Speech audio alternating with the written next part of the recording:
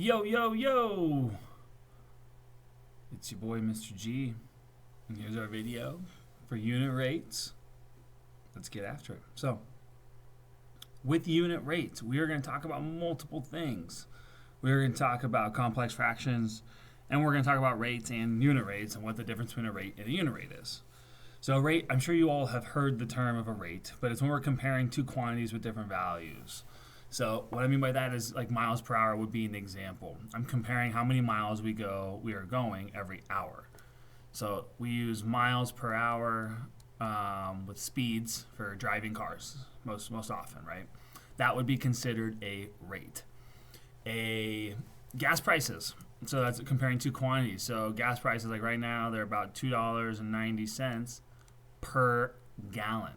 So it's $2.90 per 1 gallon of gas. Okay, so this is a rate. We're comparing how much it costs per gallon. So dollars for every gallon. Okay, so comparing two different units of measurement. Now, unit rates are when we have rates that have a denominator of 1. So when you see someone going 65 miles per hour, that is considered a unit rate because that's 65 miles. So that means we're traveling 65 miles every 1 hour. We can write rates as fractions, or you can always write them like this as well, but we see a lot of the time we do see them as fractions. So rate is when we compare two quantities, so miles per hour, and when we compare it to a quantity of 1, when the denominator is 1, that's what's considered a unit rate, and unit rates are the most common rates used. This is also a unit rate because it's how many dollars per 1 gallon. We could figure out how much gas costs per 5 gallons, but we'd rather know how much it costs per 1 gallon because that's the unit rate, and that would then help us determine how much we're actually going to spend based on how many gallons we need. So let's look at some examples of what I'm talking about here to make more sense of what a unit rate is and a rate is. So here, Jeff hikes 1.5 miles every 15 minutes. So 1.5 miles every 15 minutes, which is also 15 minutes is known as a fourth of an hour. Okay, because it's a quarter of an hour. So we want to know what his unit rate is. So here's a rate. I'm comparing how many miles he walks based on how many hours he has walked. So he's walking 1/2 mile every 1/4 of an hour. So that's his rate. Okay, but it's not a unit rate because I want to know how many miles he walks per 1 hour. Okay, because that gives me more information. That's useful information. Okay, that tells me really how fast he's actually going, and then I can use that information later on to just figure out how far he would go in 3 hours or how long it would take him to go 4 miles and so on and so forth. So I know he goes 1/2 mile every 1/4 of an hour. So what I can do is I can complete a table like this one let me make this a little bit bigger. There we go. I can complete a table like this one to determine how far he goes after 1 hour. And that's by changing at the same rate, because we're assuming he hikes at this rate. We're being told that he hikes 1/2 mile every 15 minutes or 1/4 of an hour. So I'm going to continue that rate throughout the table. So after 1/4 of an hour, I went 1/2 mile. Well, from here to here, it looks like he's gone another fourth of an hour, because 1/4 plus 1/4 equals 1/2. So I added 1/4 of an hour of time, which means I'm also adding another 1/2 a mile. So 1/2 a mile plus 1/2 mile means after 1/2 an hour, he's gone 1 mile. Cool. So now we're increasing again by another 1/4. It looks like what they did here. So because I'm increasing by 1/4 by going at his rate, that means I'm increasing by 1/2. So now he's at 1.5 miles. Increasing by 1/4 here, which means I'm increasing by 1/2. So after 1 hour, he's hiked 2 miles. Now, if I wanted to go from 1 hour to 2 hours now, instead of adding 1/4, it didn't add 1/4, it added 1. Or we can use multiplication, because now I multiplied it by 2. We're doubling the amount of hours, which means I would double the amount of distance to get 4. Now, I know this looks a little bit sloppy, but I wanted to show you the process. But if I erase it, I think it'll look a little bit cleaner, like that. There we go. So A quarter at this rate, these are how far he would go based on depending on how much time he has hiked. After 1 hour, the distance he has hiked is 2 miles. After 2 hours, and because we doubled the amount of time that he has hiked, I can now double the distance he has hiked. That's why I multiplied by 2.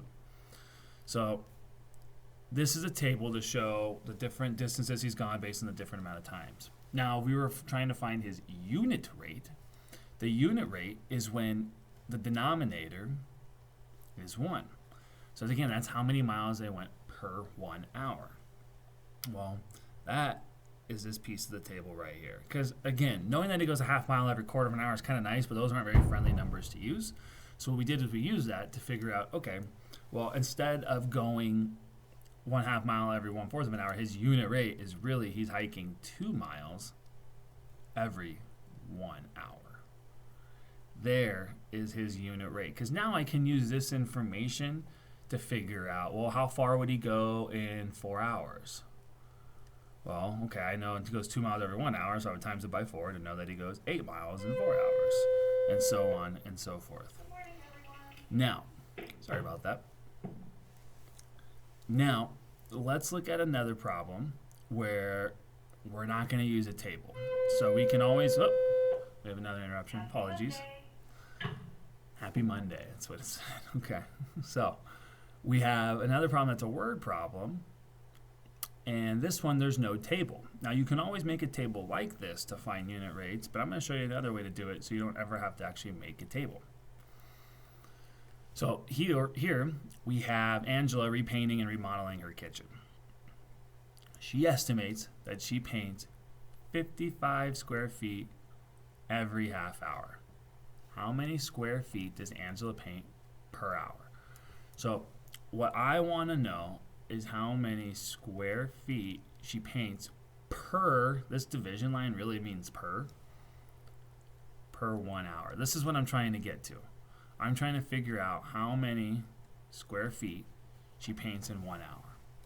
So I'm going to set it up as a fraction. I know my unit rate. To find a unit rate, I have a denominator of 1, so I want to know per 1 hour. So I have my denominator is represented by hours.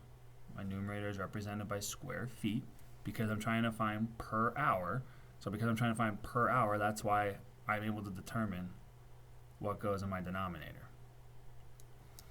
So I'm going to set up with the information I know. I know I have to set it up as square feet over hours.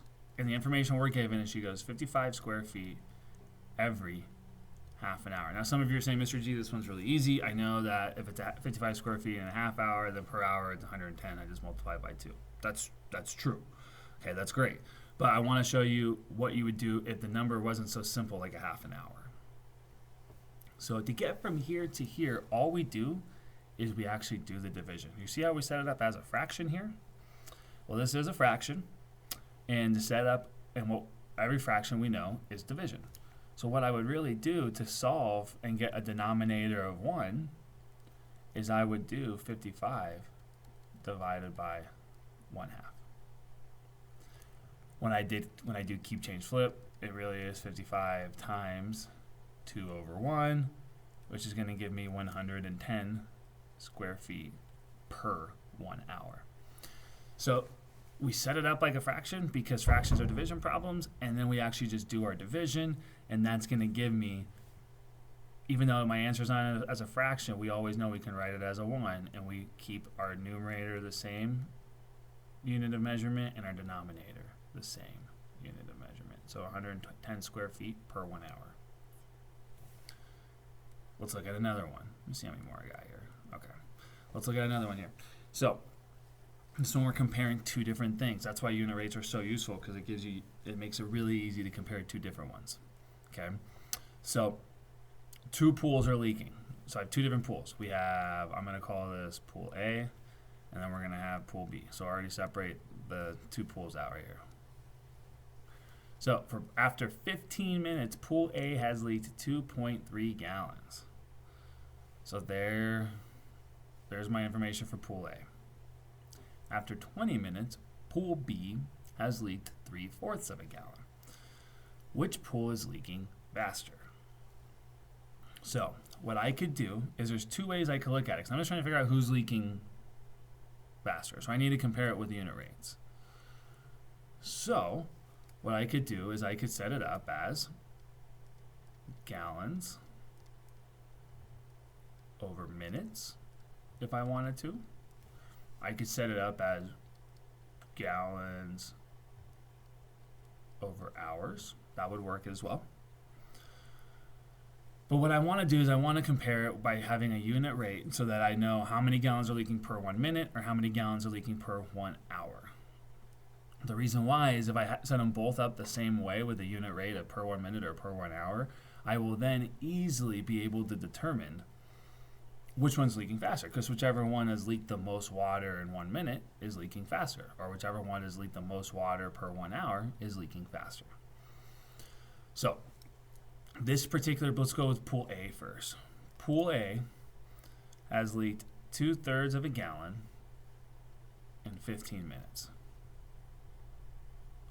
Now, if I chose minutes, I can leave it like that, and now I can figure out how many gallons they are leaking every 1 minute. What I could also do is I could convert 15 minutes to hours if I wanted to, and we already know from a previous problem that 15 minutes is just 1/4 of an hour. So I could do that as well. And this is actually going to work out to be a pretty simple division problem. So we're going to go for gallons per hour. Okay, we're going to go for gallons per hour. So I'm not going to do it this way. Let's go gallons per hour. So they've leaked 2/3 of a gallon per 1/4 of an hour. So now I got to set up B the same way, but I'm going to use the information I know. I know it's 3/4 of a gallon per 20 minutes. Okay, so 20 minutes. Well, 20 minutes is 1/3 of an hour. So every 1/3 hour. 20 minutes is 1/3 of an hour, because think about it, 20 times 3 is 60 minutes, and there are 60 minutes in 1 hour. So here's my second problem. So now what I want to do is, in order to compare to figure out, well, which one of these is faster, I know how many gallons leak per 1 hour, I'm going to be set up. So I have 3/4 of a gallon every 1/3 of an hour. So really, I'm just dividing this. This is 3/4 divided by 1/3. This is that complex fraction we were talking about in the very first slide. This is a complex fraction where I have a fraction on top of another fraction. But really, this is just division. This is 3/4 divided by 1/3. From here, I use keep, change, flip. 3/4 times, or skip, flip, multiply. 3/1. And this gives me 9/4, and then I rewrite it as the fraction to show that it's a rate. That's 9/4 of a gallon every 1 hour. Because now I have by doing the division, I now know I have a denominator of 1. And now I can do the same thing over here to compare pool A.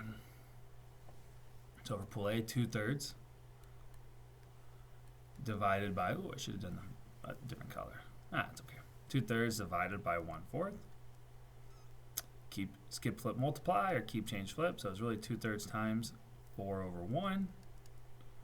And that's going to give me 8/3. So this one is 8/3 of a gallon every 1 hour.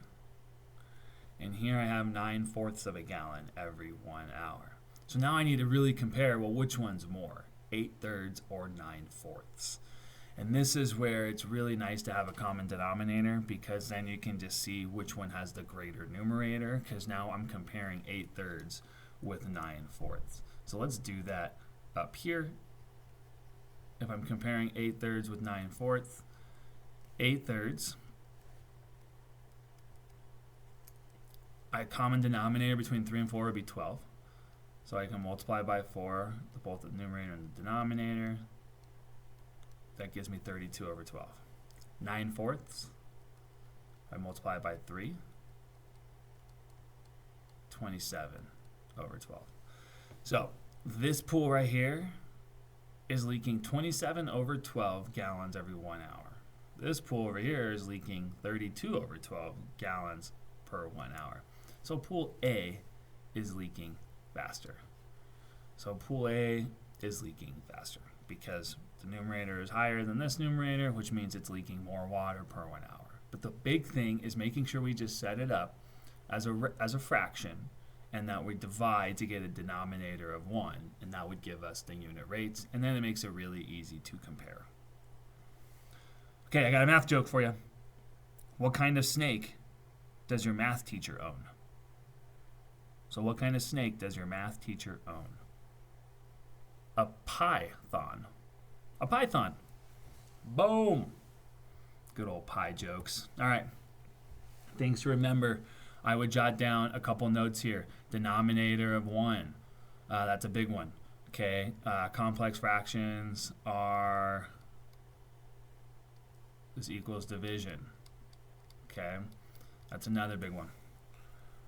And that's it. That's all I got for you guys. You have this independent practice. Please make sure you complete this, and then we will go over it after the warm-up in class. So go over that independent practice. And that's it. I hope this video helped. Please let me know if you have any questions.